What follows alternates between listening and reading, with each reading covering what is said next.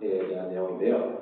터널 내부에서의 상태평가는 결국엔 터널 내부에서 GPR을 이용해서 1차 지보제 또는 포커스 라이닝의 상태 또는 지보제 배면에 있는 원지반의 상태를 평가한다는 의미가 되고요. 외부에서 상태 평가는 대부분 터널의 외부 직상부 구간이 지표면에서 GPR 탐사를 이용해서 천장부 또는 지표에서부터 터널 구간까지의 지반 상태를 판단하는 방법을 의미합니다.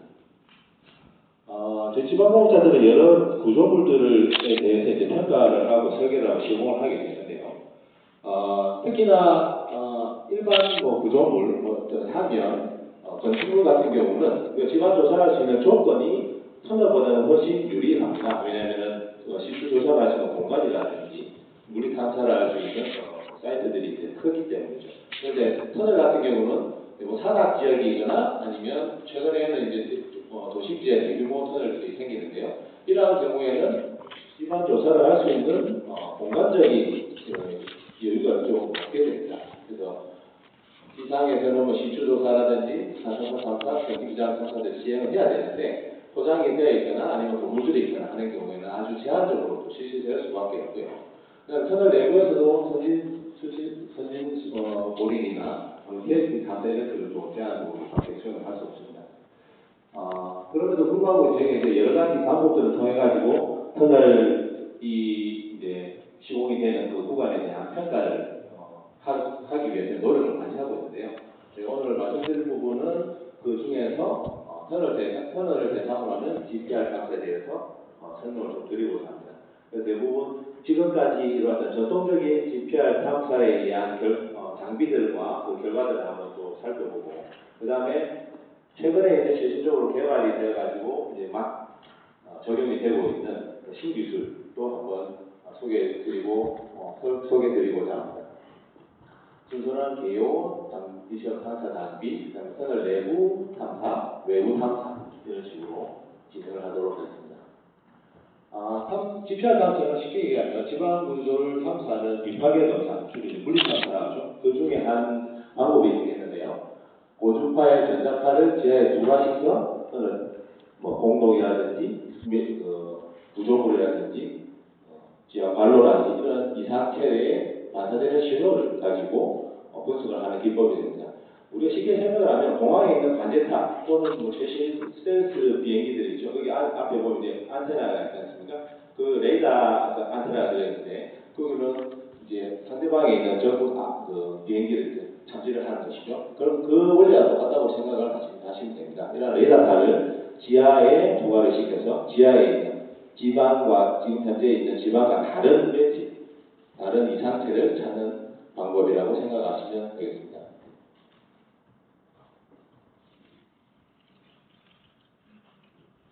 본체는 동영상은 전형적인 GPR 탐사의 이제 형태를 보이고 있습니다. 사구에 있는 빈 관로 구간을 탐지하기 위한 건데요. 관로의 수직 방향으로 교차되는 방향으로 탐사를 실시하면 그 수직 하부에서 어떤 이상 공동 또는 이상 물질에 대한 신호들이 나타나게 되고 이러한 GPR 영상들을 분석을 하여서 그 터널 구간에 어떤 이제 불리한 요소들이 있는지 감지를 할 수 있는 것입니다.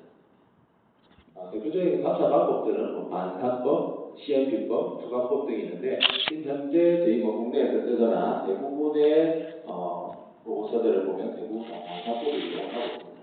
GPR 탐사의 적용은 1970년 이전에 대부분 북극 남북의 넓이가 두께 추정을 하기 위해서는 먼저 시작이 되었고 70년대 이후부터는 지반조사에 응용이 되고 있습니다. 그리고 여러 도로, 건축, 기타 분야 중에서 자연 동굴, 제주도의 용암 동굴 같은 것들이 있죠. 이런 부분들도 조사를 지금 GPR로 하고 있고요. 특히나 이번 주제인 터널 건설분야에서 보시면 대부분 터널 라이닝 두께 또는 배면 공동에 대한 조사를 많이 하고 그다음에 보수도 많이 나와 있습니다. 그리고 터널 지보제가 어떻게 설치되어 있느냐, 그리고 등락이나 토사 유출 이후에 그라우팅 전후의 지반 상태의 변화 등을 대해서 많이 조사를 하고 있습니다. GPR 탐사 장비가 예전에는 전통적으로 단일 채널, 싱글 채널이라는데요.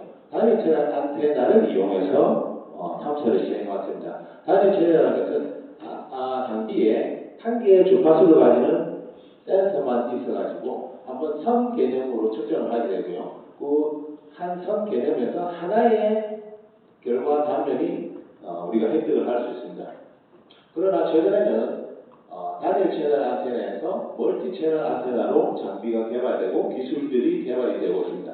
멀티 채널은 밑에 사진과 보시는 바와 같이 장방향으로 길쭉한 장비 내에 12채널, 24채널, 32채널 안에 단일 채널 한 개의 센서가 아니라 수십 개의 센서들이 장착이 되어서 한 번 측정을 할 때 선 단위가 아니라 면 단위로 측정을 하게 됩니다. 이렇게 되면 단일 채널에서는 하나의 선에 대한 신호 결과들을 얻을 수 있지만 멀티 채널 같은 경우는 수십 개의 탐사 결과를 우리가 얻을 수 있죠. 그래서 이렇게 얻은 탐사 결과들은 결국에는 육면체 형태의 3D 데이터 결과로 얻게 되고 우리가 정방향, 평방향 방향으로 슬라이스를 해가지고 절단면을 해서 특정 위치에 집안 이상 신호를 우리가 확인할 수 있습니다. 과거에는 이제 안테나 같은 경우는 다양한 장착 방식들이 있는데 전통적으로 과거에는 주로 인력 견인형 또는 단일 채널의 카트형으로 이용이 되어 왔습니다. 이렇게 안테나 하나가 있고요. 그다음에 사람이 손으로 이제 끌고 가는 형태들이 많았고, 그 다음에 발통이 달리는 카트 형태로 운영이 많이 되었습니다. 근데 최근에는 아까 말씀드렸죠, 싱글 채널에서 이제 멀티 채널로 장비의 발전이 이루어졌는데 이 멀티 채널을 이용해서 카트형으로도 이용을 하고 차량의 견인형 끌고 가는 견인형도 이용이 되고 또 차량에 직접 장착을 해서 측정을 합니다. 차량 장착형으로도 발전이 되었고요. 최근에는 드론에도 연결을 해서 공중에서 측정을 하는 방법도 많이 개발이 되고 있습니다. 그 터널 내부에서 사용될 수 있는 GPR 같은 경우는요, 대부분 터널 내부는 라이닝 두께 또는 라이닝 대면에 있는 집안 공동 등의 집안 상태를 분석하기 위해서 주로 이용을 하게 되는데, 라이닝 두께가 대부분 30cm 내외가 되니까 좁은 짧은 구간에 탐사를 하기 위해서는 상대적으로 높은 주파수 영역의 안테나를 사용하게 됩니다. 그리고 지금까지는 대부분 단일 채널의 장비를 사용해 왔죠. 그래서 초기작업 때 채널 천단부라든지 어깨부라든지 이렇게 어느 특정 구간에 대한 단일 탐사 결과만 분석을 하였습니다. 그러나 최근에는 이렇게 내부 라이닝 탐사에서도 멀티 채널 장비들이 개발되고 이제 적용이 되고 있는데요. 국내에서는 아직 그렇게 많이 보급이 되지 않고 있고 적용은 좀 미진한 상태입니다.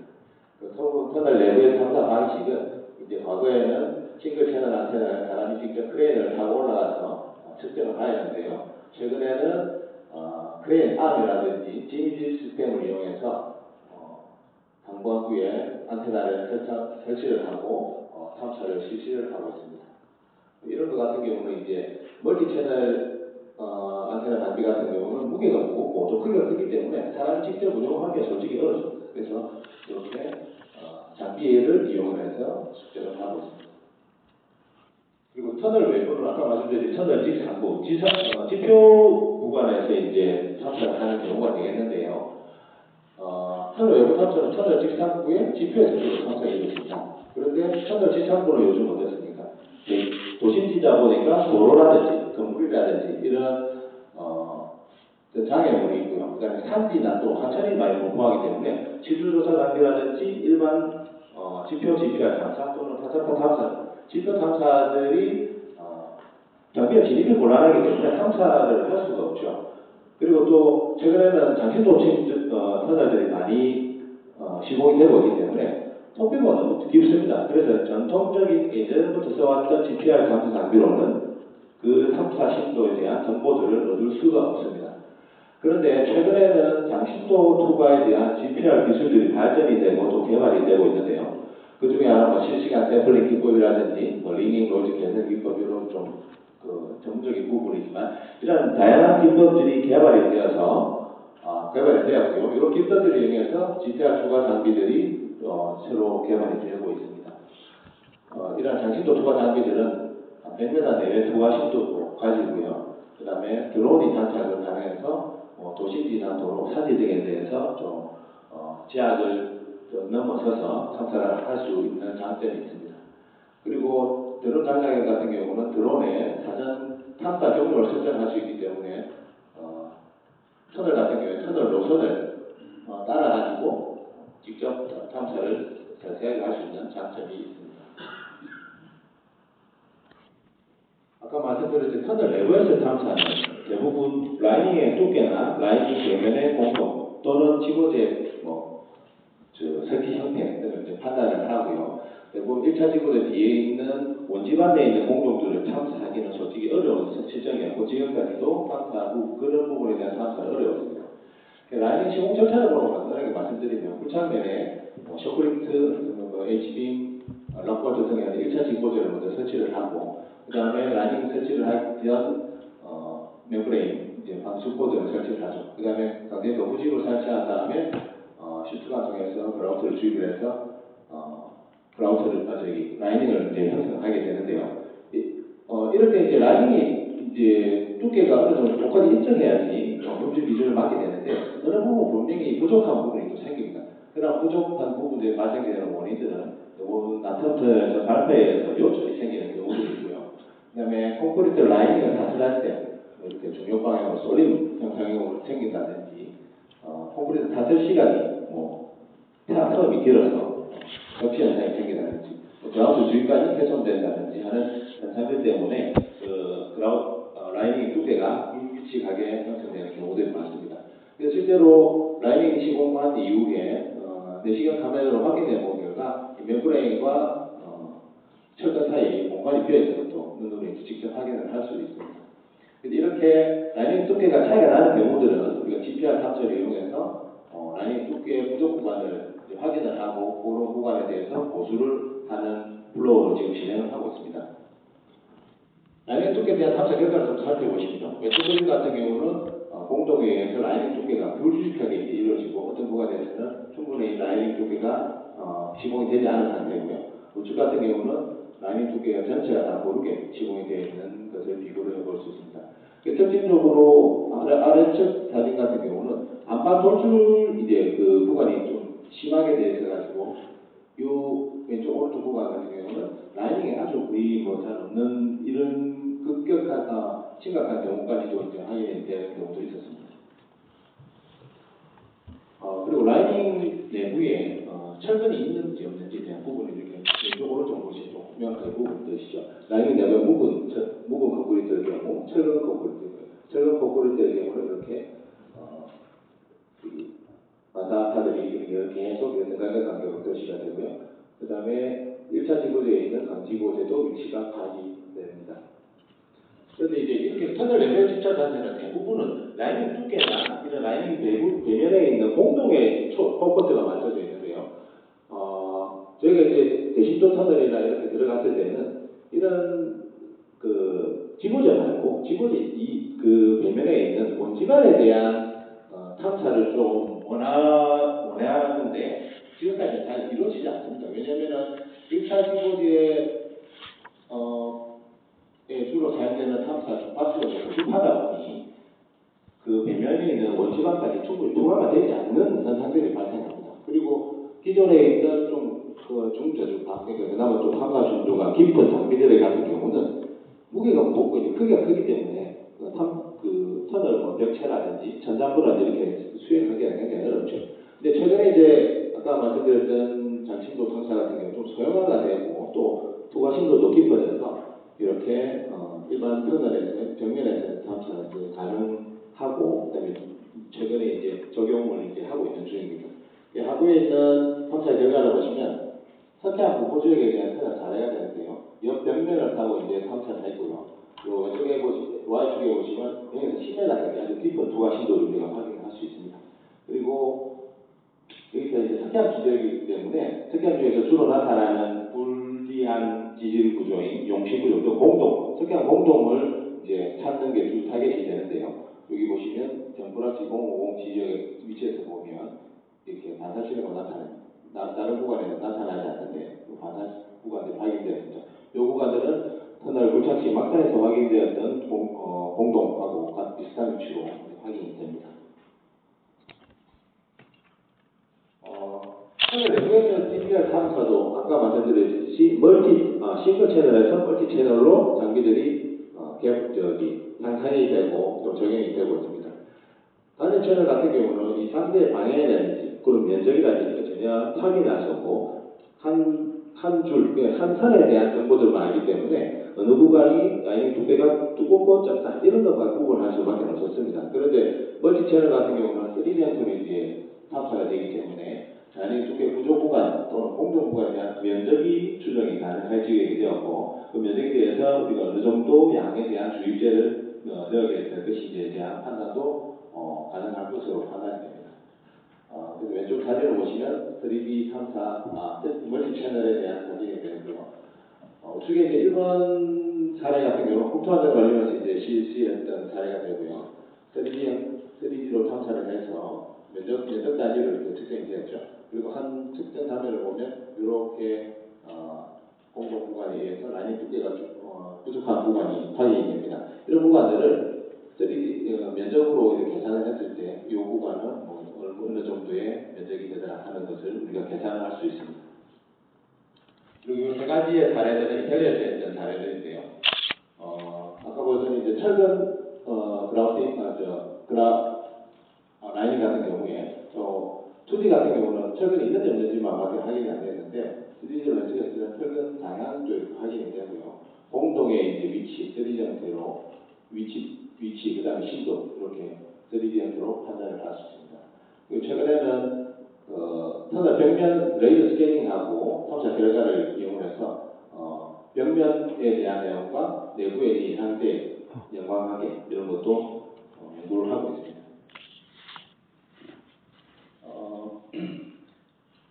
우리가 주로 이제 좀 타겟을 하고 싶은 그 탐사 방법이 뭐냐면 터널을 이제 시공하기 전에 설계를 하는 때 실제 시공을 하는 그 부분에 대한 기반 상태가 어떻겠는가라고 기반 상태를 판단하는 게 제일 중요하대요.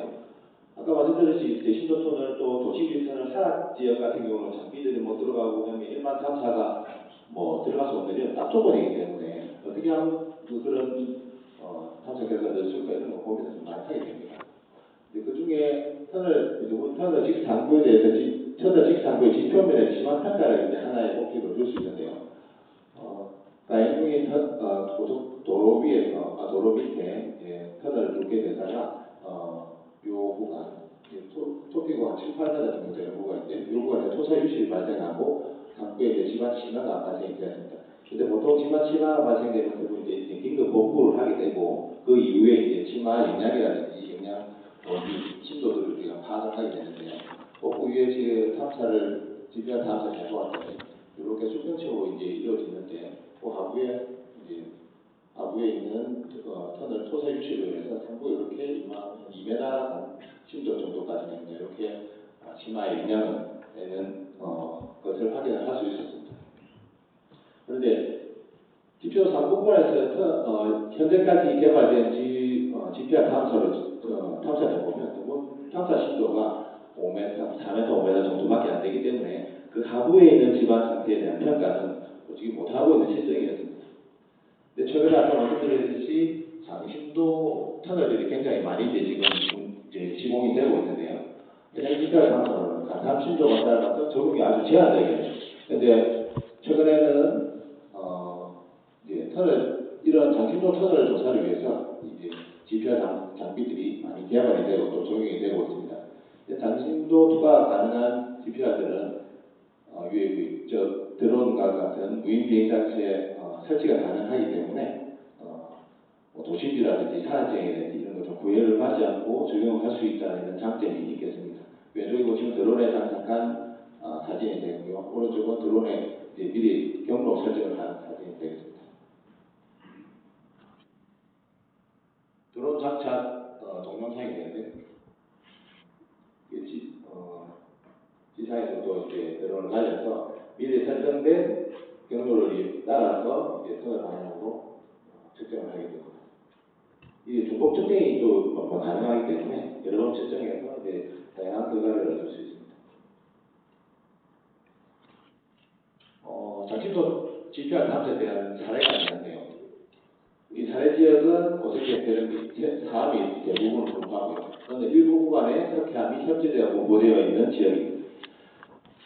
이 터널구간 내에서는 터널구간 내에서 이렇게 통찰을 하는 중에 석회암도 이제 확인이 되는데 부분적으로 용식으로 이렇게 석회암 공동이 확인이 되었습니다. 도면을 보시면 좌측편에 시점구가 되고요. 시점구에서 조금 이전된 7+050 지역의 위치에서 석회암이 확인이 되었고요. 터널 앞장에서 좌측에 보면 공동이 확인이 되었고 그 공동을 보면 앞은 내부 쪽으로 이렇게 길게 연결되는 것도 확인이 되고 있습니다. 이러한 공동들은 결국 터널 시공에서 아주 불리한 요소로 작용을 하기 때문에 이러한 석회암 지역, 그 다음에 이 공동들이 어느 분포까지, 어느 위치까지 분포를 하는지에 대한 평가를 하기 위해서 탐사를 진행했습니다. 탐사 측정 계획은 터널 노선을 따라서 이렇게 설정을 했고요. 상해선, 사해선. 그 다음에 산지 같은 경우는 경국에서부터 이제 그 산지 부분을 갈수록 이제 그 고도 차가 많이 생기기 때문에 드론을 같은 레벨로 두지 않고 지표면에서 30m 상향 이전해서 30m 높이로 계속 측정하는 방법으로 탐사를 측정하였습니다. 도면에서 보시면 하부는 상행선이 되고요. 시점부에서 동쪽부 방향, 하행선은 상부가 되고 또 역시나 시점부에서 동쪽부 방향으로 터널의 직상부를 사전 경로를 설정해서 측정을 하였습니다. 탐사 결과를 보시면 왼쪽이 상행선이고 우측이 상행선입니다. 상부에 건드림은 이제 기존에 있는 지반조사나 지표질 조사 결과를 매칭하지 않은 계속 결과고요. 밑에는 그런 조사들을 매칭해서 해석을 하는 결과입니다.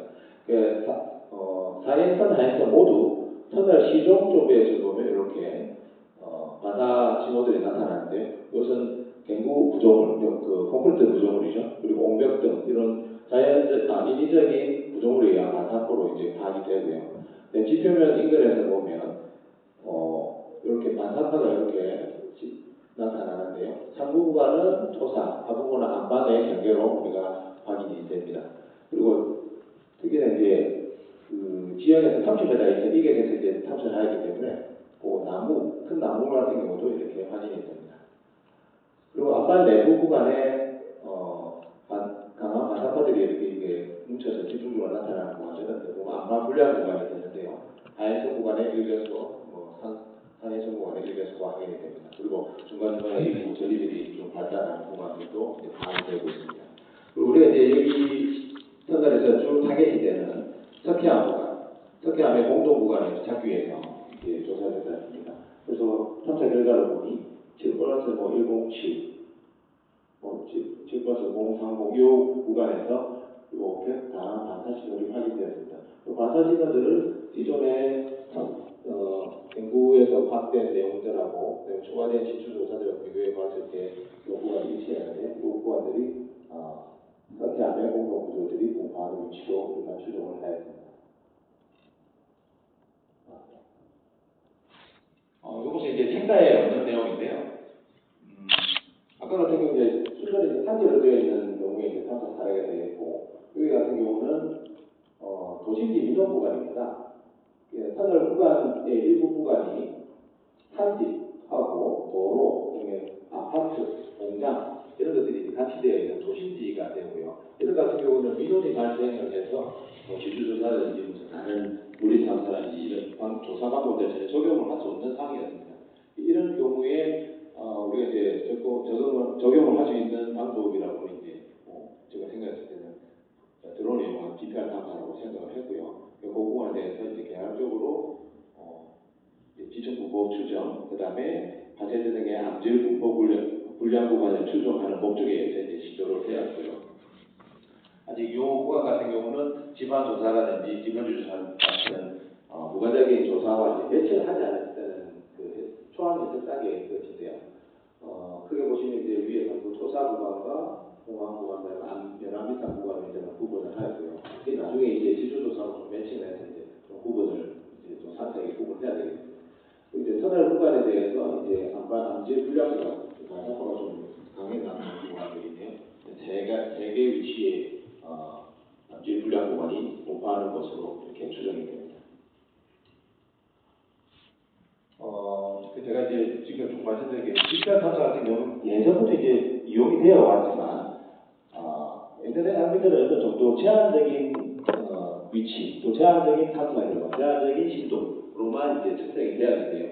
최근에는 멀티 채널 장비로 또 발전이 많이 되어가지고 3D 형태의 해석이 가능해졌다라는 게 가장 중요한 발전이 되었고요. 그 다음에 전통적으로는 심도가 많이 약하게 많이 못 들어가죠. 도화 심도가.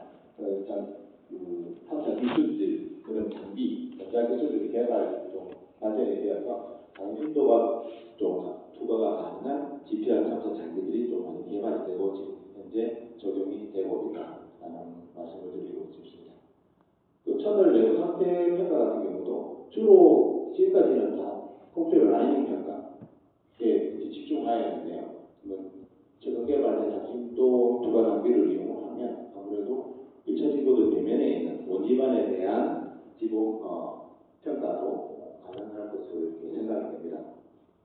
그리고 터널 외부 평가 같은 경우는 터널 직판 후에 터널의 운락이라든지 토사 유출에 대한 심화기에 대한 평가들은 현재 사용되고 있는 장비로도 충분히 탐사가 가능한데 우리가 이제 타겟으로 하는 것은 장심도 터널, 새로 시공이 되는 그런 장심도 터널이라든지 아니면 시공이 되어 있는 터널에 예를 들어서 어떤 문제가 발생되고 유지가 돼야 될 경우에 적용을 어떻게 할 것인가.